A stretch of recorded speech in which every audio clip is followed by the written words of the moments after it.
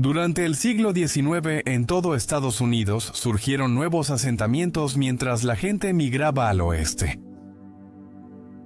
Ya fuera por el credo del destino manifiesto, la codicia por el oro que se rumoraba estaba escondido en las colinas, o por las nuevas industrias que dominaban la frontera occidental y traían empleos muy solicitados, personas de todos los orígenes tenían razones para buscar un nuevo hogar en otro lugar. Muchos de estos asentamientos duraron solo unos años, o incluso menos. Esto era especialmente cierto para los campamentos mineros y los pueblos de auge, comunidades que se disipaban tan rápido como se construían debido a una caída repentina en los recursos. Algunos asentamientos duraron décadas y se enfocaron en el turismo al terminar la época dorada del Viejo Oeste, aunque el mito y atractivo de la frontera seguían presentes.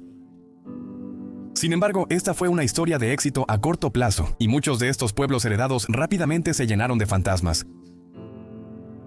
Rara vez veías que algún asentamiento persistiera hasta la era moderna, con suficiente ingenio y atractivo para las masas. Este tipo de pueblos se veían especialmente después de la Guerra Civil, cuando el país no estaba envuelto en conflictos y podía enfocarse más en la expansión hacia el oeste. Ningún pueblo define este último sentimiento tan bien como Nicodemus, Kansas, un asentamiento del Viejo Oeste construido y establecido completamente por afroamericanos durante el periodo de la Reconstrucción. Para entender más sobre su longevidad y cómo ha sobrevivido al paso del tiempo, así como para arrojar luz sobre uno de los aspectos más fascinantes de la historia estadounidense, aquí hay un vistazo más de cerca a Nicodemus, el legendario pueblo pionero afroamericano.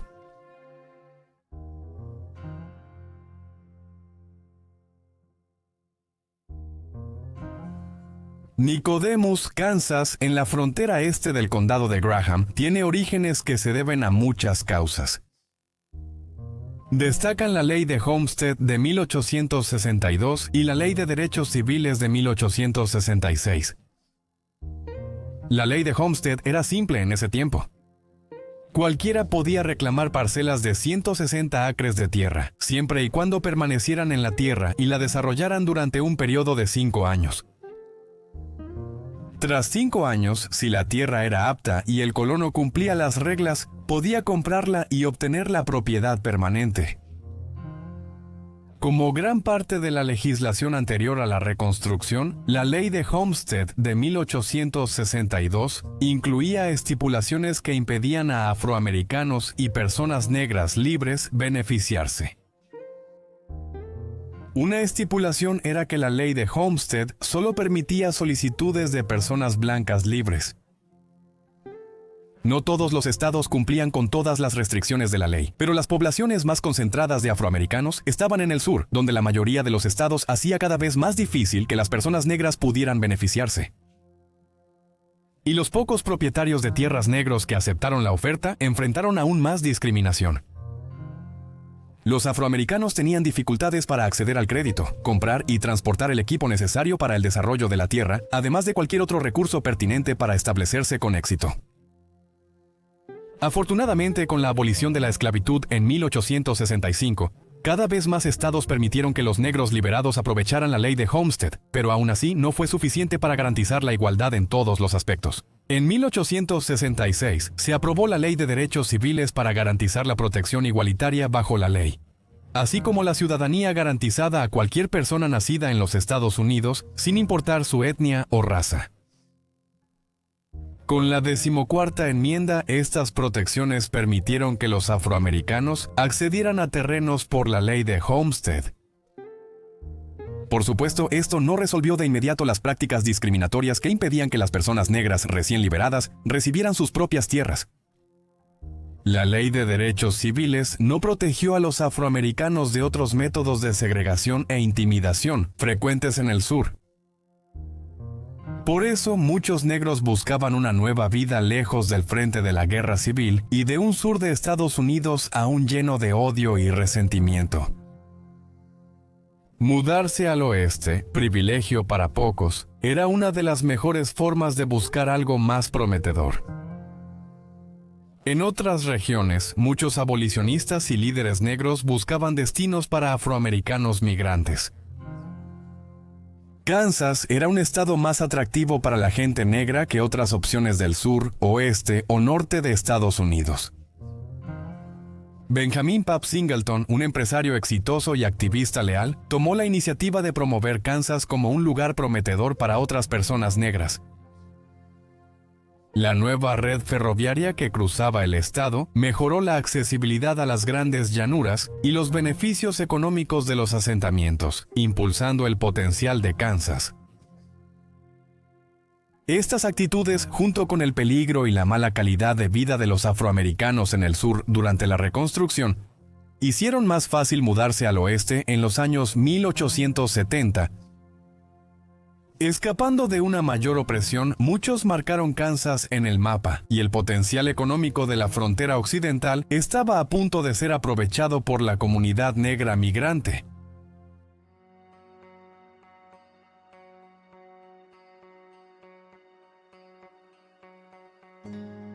El pueblo oficial de Nicodemo inició como coalición el 18 de abril de 1877 en el centro norte de Kansas. Lo formaron 7 habitantes de Kansas, 6 hombres negros y un especulador de tierras blanco experto en desarrollar asentamientos. 2 de los otros 6 fundadores, como W. H. Smith y W. R. Hill, confiaron en el especulador para que su pueblo prosperara. También lo eligieron como tesorero y como el primer presidente de Nicodemus. Los demás miembros de la coalición fueron liberados en el sur y llevados a Kansas para empezar una mejor vida. No solo eso, sino que los 6 hombres querían ir un paso más allá y crear el primer asentamiento completamente afroamericano en toda la Gran Llanura y la frontera en general. Existen 2 teorías principales sobre el nombre del nuevo pueblo. Una de estas teorías sugiere que el nombre tiene orígenes bíblicos, nombrado en honor al personaje llamado Nicodemo. En el Evangelio de Juan, Nicodemo era un fariseo, además de ser uno de los miembros del Sanedrín, un grupo de ancianos del tribunal en la tierra de Israel. Se dice que se reunió con Jesús antes de su crucifixión, además de mantener la ley de que Jesús debía ser escuchado antes de su juicio. También se dice que Nicodemo fue quien proporcionó las especias para el embalsamamiento de Jesús después de su crucifixión y justo antes de su entierro. La otra teoría es más lógica y trata sobre un joven príncipe de la mitología africana. Se dice que este príncipe, llamado Nicodemo, fue capturado y convertido en esclavo antes de que finalmente pudiera comprar su libertad. La historia de Nicodemo refleja claramente el paralelismo con la de los afroamericanos en Estados Unidos entonces. Sin embargo, los verdaderos orígenes del nombre aún son motivo de debate para algunos. Uno de los principales fundadores, W. R. Hill, fue seleccionado para elegir la ubicación del pueblo. Él eligió un terreno de 64 hectáreas ubicado en la orilla norte del río Solomón. Los límites de la ciudad estaban rodeados por un terreno municipal de casi 8,000 hectáreas fuera del pueblo. Para atraer interés en Nicodemus, Hill y W. H. Smith escribieron folletos explicando los recursos y beneficios de mudarse a su asentamiento. Estas publicaciones se enviaron por correo a pueblos del sur y barrios afroamericanos, donde posibles migrantes buscaban mudarse al oeste. Los lectores solían ver anuncios sobre la abundancia de animales de caza y caballos salvajes, la ausencia de asentamientos hostiles en una región poco poblada y, por supuesto, una tierra prometida con oportunidades agrícolas sin explotar. Por supuesto, el dinero era un factor muy importante para determinar quién podía y quién no podía ser uno de los primeros colonos en Nicodemo. Un lote comercial para emprendimientos costaba $75, mientras que los lotes residenciales costaban $5. Tal vez no lo parezca, pero era todo para los negros que seguían recuperándose de la esclavitud o que no tenían igualdad de oportunidades por el racismo en el sur. Con el tiempo aumentó el interés y Nicodemo vio un crecimiento prometedor de 1877 a 1878. Para esa primavera, 600 residentes ya consideraban hogar el asentamiento negro. La mayoría de estas personas venían de Kentucky y más localmente del este de Kansas. En ese momento, el pueblo estaba listo para elegir a un nuevo presidente, y John Wayne Niles fue nombrado el segundo líder de Nicodemus. La presidencia de Niles en la colonia estuvo marcada por luchas para todos los habitantes. En el verano de 1878, los recursos de Nicodemus disminuyeron porque el dinero era poco y desarrollar las tierras fue costoso. Sin arados, caballos ni equipo agrícola, los rancheros tuvieron que arar y cuidar sus campos manualmente. Al no haber madera ni bosques, las casas se hicieron con césped de la pradera en vez de troncos. Para llegar a fin de mes, quienes llegaron a Nicodemus sin nada, pasaban horas en las grandes llanuras buscando algo de valor para intercambiar o vender. Los huesos de bisonte eran populares para el trueque, pero pocas veces generaban grandes ganancias.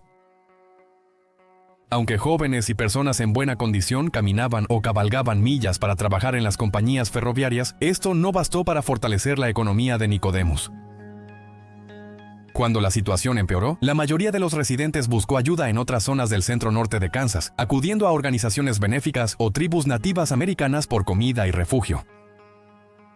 Por suerte, las dificultades no duraron, y para finales de 1878 la ayuda ya venía en camino.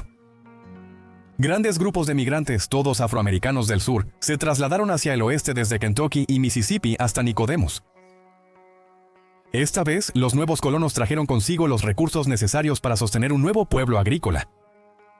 Caballos, arados, todo lo necesario. Si alguien en Nicodemo lo pensó, los nuevos residentes lo trajeron. Lo más importante fue la entrada de efectivo a la economía. Con Juan Niles al mando de la compañía, ayudó a que Nicodemo pasara de depender de caridades locales a ser una comunidad autosuficiente.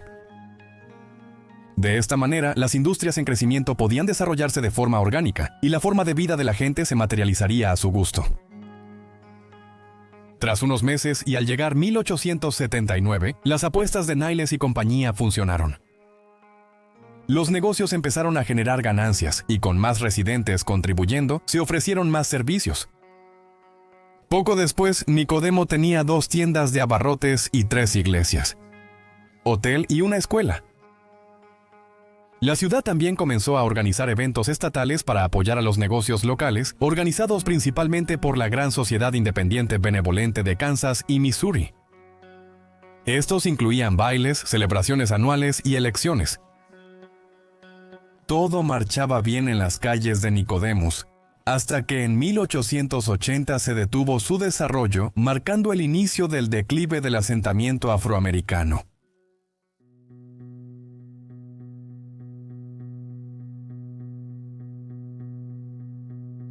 En otoño de 1880, Nicodemus realizó una elección para elegir la cabecera del condado de Graham. Nicodemus estaba en la boleta, pero finalmente perdió ante el asentamiento vecino de Millbrook, Kansas. Según una buena parte de los residentes de Nicodemus, el pueblo era simplemente un lugar de paso.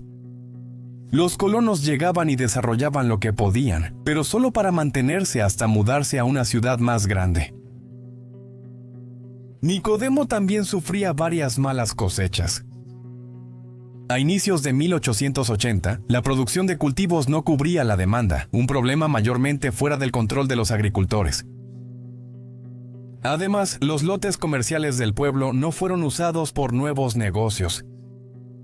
El precio de $75 era algo alto para venderlos todos, y tras varias malas cosechas, pocos colonos se animaron a arriesgarse. Para 1884, apenas 50 residentes todavía llamaban hogar a Nicodemus. Para empeorar las cosas, el infame especulador de tierras Enrique Miller estaba jugando con los aspectos legales del pueblo. Él insistía en que el pueblo nunca fue declarado oficialmente como propietario de la tierra, y llegó al extremo de presentar una demanda contra los residentes que quedaban. Los líderes de Nicodemus conocían el plan de Miller y su demanda quedó inútil cuando el pueblo recibió su título en junio de 1886. Con las distracciones de la demanda de Miller fuera del camino, el pueblo pudo volver a concentrarse en una campaña para atraer gente de regreso a Nicodemus. Los funcionarios de la ciudad acudieron a los 2 periódicos del pueblo, el Western Cyclone y el Nicodemus Enterprise, para usar sus publicaciones como anuncios. Ahora, dirigidos a personas de cualquier raza o etnia, los periódicos resaltaban los negocios, clubes sociales y numerosas actividades que ofrecía Nicodemus. Anunciaron una venta de bonos por $16,000, esperando vender lo suficiente para atraer a una compañía ferroviaria. A fines de 1888, Santa Fe, Union Pacific y el ferrocarril Missouri Pacific no aprobaron rutas por Nicodemus, y los planes se cancelaron.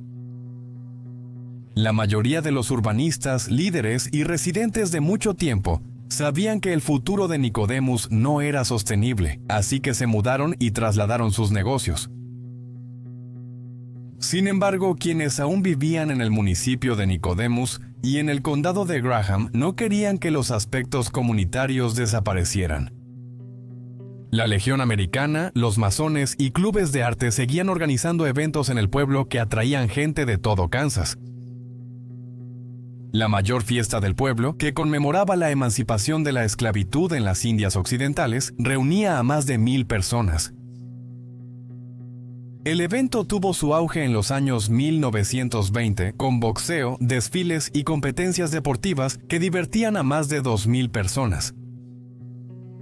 Aparentemente Nicodemus revivía, pero al llegar el Dust Bowl y la Gran Depresión tras los años 20, fue el pueblo más afectado en el centro norte de Kansas.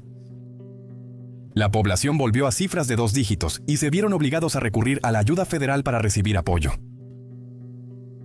Por la pérdida de tierras, muchos agricultores se volvieron arrendatarios y más personas abandonaron Nicodemus buscando nuevas oportunidades. Por el Dust Bowl, muchos cambiaron sus cultivos habituales por variedades más resistentes a la sequía. Con los años, la población continuó disminuyendo. En 1953, la oficina de correos cerró sus operaciones, seguida por las escuelas públicas 7 años después, en 1960. Sabiendo que Nicodemo no recuperaría su antiguo esplendor, los residentes de distintas épocas pasaron los años 70 recaudando fondos para restaurar las estructuras que aún quedaban en el pueblo. Los trabajos de reconstrucción transformaron a Nicodemo en una comunidad de jubilados. Muchos adultos mayores que ya no trabajaban volvieron al pueblo para pasar sus últimos años. La fiesta anual de la emancipación pasó a llamarse Regreso a Casa, y la gente de Nicodemo celebró su historia hasta que murieron la mayoría de los residentes originales. Hasta hoy, gran parte de Nicodemo sigue en pie, y es el último asentamiento totalmente afroamericano en la frontera. Algunos de sus edificios históricos cerraron hace algunos años, ya que el dinero para repararlos se desvió. Sin embargo, su iglesia metodista episcopal africana reabrió sus puertas en 2021. En enero de 2022, se informó que 23 personas aún viven en Nicodemo y su comunidad circundante. La mayoría de sus residentes anuales trabajan medio tiempo en la Sociedad Histórica de Nicodemo o en el centro comunitario. El turismo quizás sea el único comercio en la legendaria Nicodemo, pero su legado es mucho mayor. Ahora se erige como un símbolo de perseverancia y trabajo duro de los afroamericanos, que sobrevivieron a un gran mal para alcanzar un gran triunfo. La gente de Nicodemo será recordada por mucho tiempo en el futuro, incluso si la comunidad no incorporada eventualmente se convierte en un pueblo fantasma. Los descendientes de quienes izaron sus primeras banderas deberían estar orgullosos de la historia que dejaron atrás, una historia que no solo trata sobre ellos, sino más bien una historia sobre la América negra y la longevidad de la frontera occidental. ¿Tú